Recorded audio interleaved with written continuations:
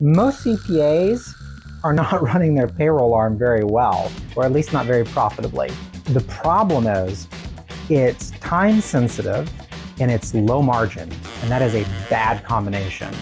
I found that my cheapest clients, the clients who hassled me the most on price, they were always the high demand clients. They were always processing payroll late. They were always moving money around. It was a constant nightmare. My best clients, the most hands-off clients that just do everything on their own, they're the ones that paid me the most money. You're watching JMS Talks. I'm the CEO and co-founder of two companies in the payroll and PEO space, and I've been in the industry for over a decade, including starting, running, and selling a payroll company. Today I want to talk about how to run a payroll business within your CPA or accounting firm, and when it's time to just let it go. Hi, I'm John Mason Smith, and welcome to JMS Talks. I was a paycheck sales rep for 2 years, was a Paylocity sales rep for 8, and then eventually started my own payroll company. And during that time, I continually got referrals from the CPA community. The funny thing is, a lot of the CPAs I worked with had payroll as a service that they sold to their clients, but they'd still bring me in. And the question is why? And the answer is most CPAs are not running their payroll arm very well, or at least not very profitably. First thing I want to talk about is why do people struggle so much to make payroll work within their CPA and accounting firm?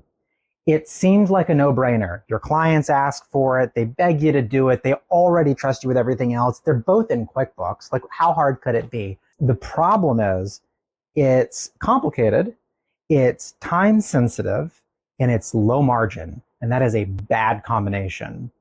Most CPAs and accountants that I've met that do payroll kind of got sucked into it because the demand was there. When you think about running a payroll company instead of just an accounting firm, there are 3 components. You need some kind of technology solution for your clients to log in and communicate data and get reports.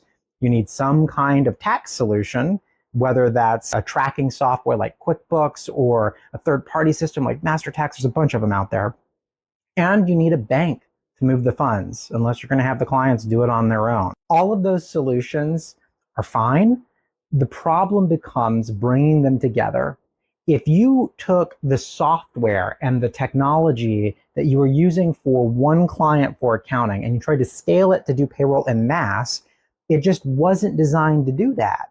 And so regularly what I see are accountants and CPAs who started doing payroll in QuickBooks and they kept doing payroll in QuickBooks, or they started in Thomson Reuters and they just kept going in Thomson Reuters. Instead of generating a single file for 100 clients doing payroll, they're generating 100 files for each one of the clients. They each have their own file. And that's just not efficient. It's a nightmare. The funny thing is, I meet CPAs all the time who are actively referring out their payroll to the local ADP or Paychex rep, but they do payroll for some clients in-house. And I've asked people, I've said, why haven't you just made this like a thing that you do? Why don't you just keep the clients? I mean, they want to give you money. It's like a no-brainer. And the answer is, well, JMS, I'd have to hire someone, or I'd have to invest a lot of money into a new system. So when we think about keeping it small, there are hidden costs to that. It's not free. I mean, first and foremost, you can run an inefficient small payroll business and it's just a wash. And there's this myth that it's a loss leader. You know, my clients want to stay clients with me because I'm doing payroll for cheap. If you're doing payroll for cheap, you're not doing yourself any favors, and you're definitely not doing your clients any favors. Because when things go sideways, you're going to have to spend the most time and energy in the least profitable part of your business. The problem when you run people's payroll is that if things go sideways, you are in a very limited time to fix it before everything hits the fan. I found that selling payroll, my cheapest clients, the clients who hassled me the most on price, always needed the most time. They were always the high demand clients. They were always processing payroll late. They were always moving money around. It was a constant nightmare. My best clients, the most hands-off clients that just do everything on their own, they're the ones that paid me the most money. And that's because the companies that can afford a more premium service often can afford to invest in a bookkeeper internally, or they can invest in an accountant internally, or they can invest in an HR person or someone that's just entering payroll, or they understand that they should just leave everything to you. Our smaller clients that really haggled on price, often they were the ones that were moving things around last minute and trying to make sure everything was covered and asking me to do favors like, oh, I need paper checks instead of direct deposit so I can float some money or things like that, right? And it gets very confusing very quick. What you don't want to do is make your clients' financial problems your financial problems. And when you become a payroll company, even if you don't intend to, when you tell the bank or the government that you're going to send money from your client to them, it becomes your problem if that doesn't happen. So what does it look like to actually grow a payroll arm from just a side hustle that's a loss leader into an actual profitable business? Well, there's a few things you can do. The first thing you're going to want to do is invest in a good hire. Find someone who can dedicate all their time to this, or promote someone from within if you have the resources. The second thing you're going to want to do is get better technology. There are systems that are not crazy expensive that allow you to actually process payroll at scale without hundreds of hours of time being sunk into it. And the software I recommend depends on the profile of your clients, and we can talk about that. The third thing that I would recommend is reevaluate which customers you want to do payroll for. There are customers that you might have been doing payroll for, bottom barrel pricing. And the reality is those might just not be good customers. And you can tell them, hey, I recommend going to ADP or QuickBooks or Gusto or whatever. I just don't want your business. And sometimes that's the way you grow, is by pruning. The other thing is you have to recognize that clients are willing to pay for good service. And if they're not, then it's not a line of business worth doing. I meet too many accountants and CPAs who wildly undercharge for their services. And it's a problem for two reasons. It's a problem first, because you're just not making money and you're really crossing your fingers that you're making it back on the bookkeeping or maybe on insurance or something.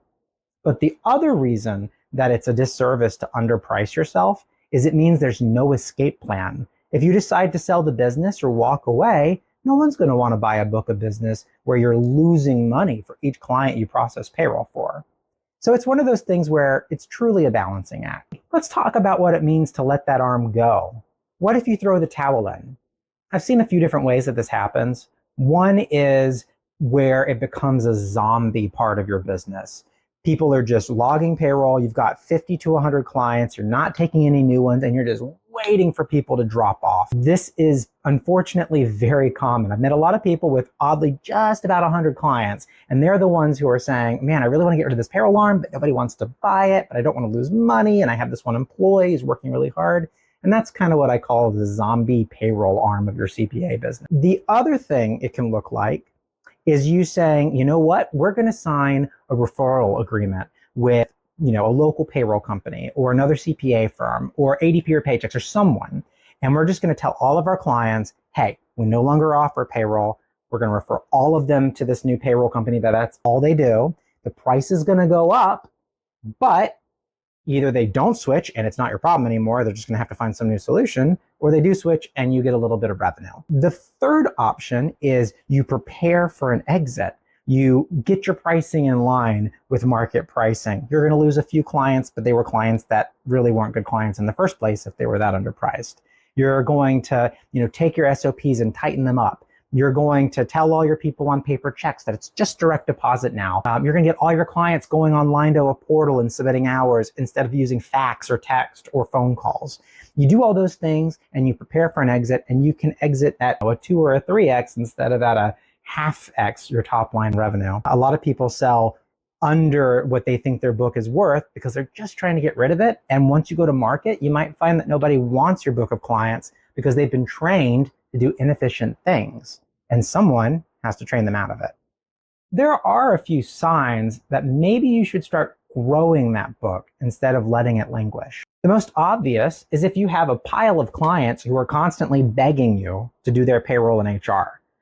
If you've got a ready inventory of people ready to go, there's a few paths. You could sign a referral agreement with a local payroll company to start generating some revenue. You could get some actual payroll software that's designed to do this and hire a good payroll person to just knock it out. Or you could look at doing a white labeled solution. That's something like ADP Run or Sure Payroll or some third-party payroll solution where all you're doing is passing the information along, but it's white labeled to look like a JMS CPA firm, right? If you already have one or two people on staff that are FPC, CPP certified experts on payroll, you're already 2 steps ahead of most people. If you've already invested in a payroll HRIS system like iSolved or Assure Evolution or UKG Ready or any of these platforms, and you're not putting energy into growing the book, you're doing yourself a disservice too. So the last thing is you have to actually be excited about doing this. It doesn't matter how well positioned you are if you personally don't have it in you to start driving the needle forward, or you don't have it in you to hire someone to do that for you. Just not going to happen. Someone has to pick up the phone and do the marketing and tell your clients that this is available and work to get them into the system.